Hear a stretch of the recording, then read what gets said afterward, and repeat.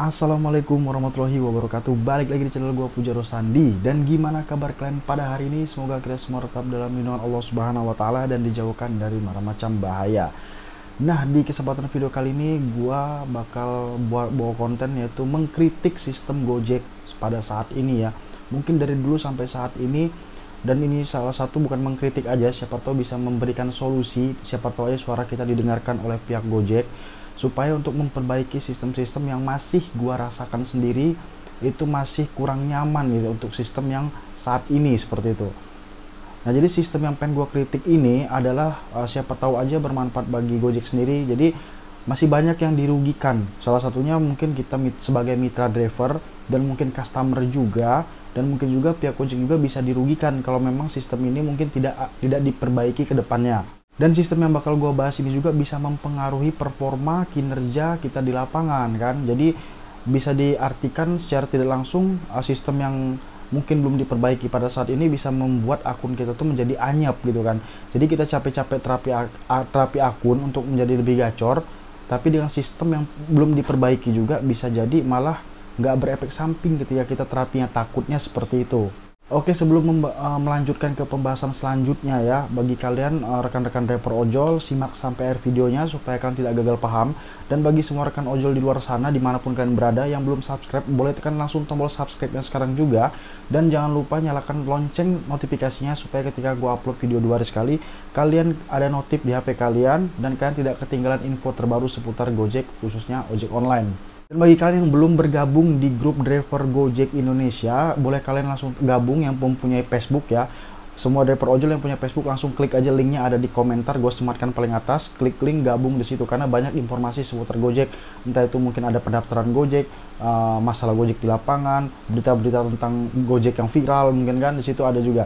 Dan jangan lupa kalian juga follow TikTok gue yang membahas tentang Gojek, cerita-cerita Gojek juga. Langsung klik linknya ada di bawah. Oke, langsung aja menuju pembahasannya ya. Kritikan untuk sistem Gojek yang dipakai saat ini ya. Dan semoga aja kritikan dari gue ini didengar oleh Gojek dan mereka bisa memperbaiki lagi ke depannya sistem yang mereka buat ini. Karena sistem ketika sudah diperbagus lagi sistemnya itu ada 3 yang menguntungkan ya. Pertama, driver kita sebagai mitra drivernya diuntungkan dengan sistem yang bagus. Yang kedua, customer merasa puas. Dan yang ketiga, pasti PT Gojek sendiri akan untung kalau driver dan customer sudah merasa puas. Langsung aja yang pertama, sistem yang perlu diperbaiki dari dulu sampai saat ini adalah orderan fiktif ya. Mungkin Gojek juga udah ada fitur yang memang mendetek orderan fiktif. Jadi mungkin ada yang langsung ke cancel, ada yang mungkin ketika kita buat laporan kita langsung di cancel juga gitu kan dengan tanpa mengurangi performa. Tapi di sini ketika Gojek mengupdate sistem terbaru mereka, si pelaku order fiktif juga mengupdate juga gitu loh sayangnya ya. Karena gue juga merasakan berapa kali dapat orderan fiktif karena di settingan gue partner gue sendiri, gue tuh selalu modalnya gue semuain ya. Kan ada modal 100, 200 gitu kan, itu gue semuain. Nah, rata-rata orderan fiktif GoShop itu masuknya sekitar 300 ke atas. Ya, jadi di situ biasanya mereka suruh beli kita di Alfamart atau Indomart, yaitu mungkin barang-barang kecil-kecil terus diselipin sama saldo link aja. Nah, ketika gue dapet orderan fiktif isi GoPay, isi pulsa, itu masih bisa kedetek dengan sistem Gojek. Contohnya kalau gue dapet orderan isi GoPay, terus gue buat laporan ke Gojeknya, itu otomatis langsung ke cancel langsung tanpa mengurangi performa dari Gojek ya, di akun driver kita. Tapi mungkin si pelaku order fiktif ini udah paham juga mereka. Jadi mereka bukan isi saldo GoPay, melainkan isi saldo link aja. Ketika kalian dapat dapat orderan GoShop, terus si customer minta isi saldo link aja, ketika kalian buat laporan itu orderan fiktif ya melalui aplikasi itu kan, diketik bukan di telepon ya, jadi buat laporan orderan fiktif itu tidak ke cancel, bahkan sistem menerimanya itu bukan orderan fiktif. Nah, itu yang harus diperbarui lagi oleh Gojek ya, karena ini sangat merugikan driver sekali. Oke, mungkin kalau ketemu driver yang udah paham situasi di lapangan, mungkin dia tahu itu orderan fiktif gitu kan. Tapi gimana kalau driver yang belum tahu sama sekali, yang masih polos, mungkin yang pengetahuannya belum sampai sana, dia beliin saldo link aja sebesar 200.000, akhirnya ketipu kan, dan si customer tuh kabur kan orderan fiktif, jadi merugikan driver juga. Nah, ini yang harus diperhatikan oleh pihak Gojek sendiri supaya mitra-mitra drivernya terlepas dari penipuan dengan orang-orang yang suka melakukan orderan fiktif seperti ini. Sistem Gojek juga harus benar-benar terupdate terus. Jadi kalian wajib juga tahu situasi di lapangan itu seperti apa, gimana kendala driver ya. Karena ketika kalian memperbarui sistem gitu kan untuk menangkal orang-orang penipu orderan fiktif seperti ini, penipu dan si pelaku penipu ini juga pasti mengupdate sistem mereka juga. Maksudnya mengupdate-nya, contohnya Gojek mendeteksi kalau isi GoPay, ya mereka isinya link aja. Nanti kalau si Gojek udah memperbarui sistemnya link aja ke detect, nanti mereka ada aja, entah lewat chatting, entah lewat chatting WA, entah gimana. Jadi sistem Gojek sendiri, orang-orang Gojek sendiri harus update masalah di lapangan itu seperti apa.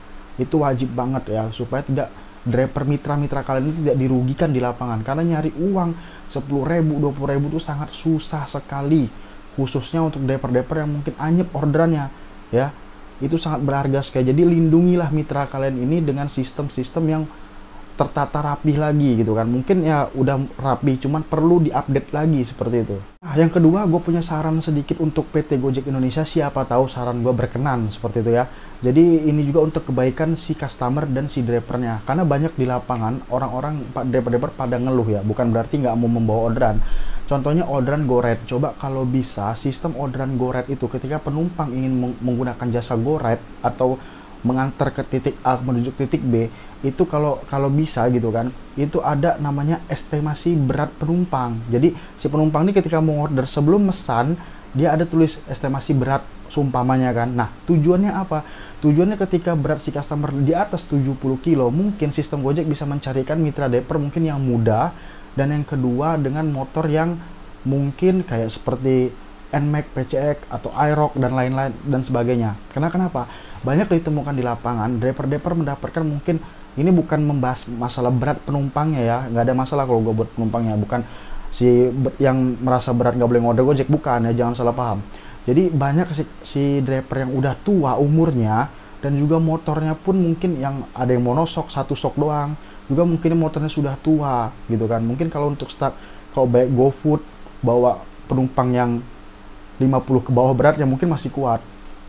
Nah, takutnya membawa penumpang yang mungkin beratnya di atas 70 kilo. Itu kan bisa membahayakan, takutnya membahayakan si driver, membahayakan si customer, dan mungkin takutnya hal-hal yang tidak diinginkan terjadi gitu kan. Entah motornya nggak kuat lah, apa mungkin bapaknya sudah tua nggak kuat gitu kan. Jadi cari solusi yang terbaik lagi gitu kan. Ada baiknya kalau di sebelum order Gojek itu ada estimasi beratnya. Jadi si customer bisa memperkirakan berat badan mereka berapa supaya dicarikan driver dan motor yang terbaik seperti itu. Itu seandainya gue syukur-syukur diterima. Kalau nggak terima ya nggak ada masalah kan, seperti itu, supaya si customer pun nyaman, si driver pun tidak ada kendala. Karena kalau takutnya ketemu yang bapak-bapak yang sudah tua, membawa mungkin yang beratnya lebih berat dari si bapak-bapak tersebut, takutnya kan si driver mau ngensel nggak enak, diterusin malah jadi bahaya seperti itu. Dan yang ketiga adalah sistem SOP dari orderan GoSend sendiri. Nah, ini memang sih ya, banyak kendala di orderan GoSend itu adalah berat. Karena kan standar Gojek sendiri kalau GoSend instan itu adalah maksimalnya untuk berat 25 kilo. Sedangkan untuk someday sendiri itu 7 kilo setahu gua. Nah, banyak juga oknum-oknum pedagang-pedagang yang menipu akan berat barang tersebut. Contohnya di sini gue contoh. Mungkin ada di pedagang Tokopedia juga gue sering nemuin ya. Jadi ada toko di Tokopedia berjualan, pamannya berjualan suatu barang, contohnya beras. Nah, beras ini beratnya, satu karung beras ini contohnya 10 kilo.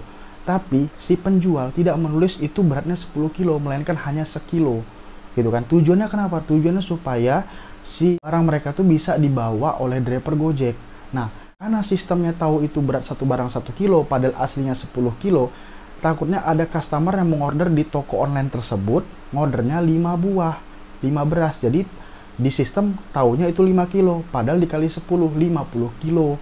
Nah, takutnya yang bawa mungkin kalau masih muda-muda gitu kan, masih sehat gitu kan. Kalau yang udah tua seperti itu kan susah. Jadi balik lagi, ini tolong diperbarui lagi sistemnya supaya bisa mendeteksi kebohongan berat gitu kan.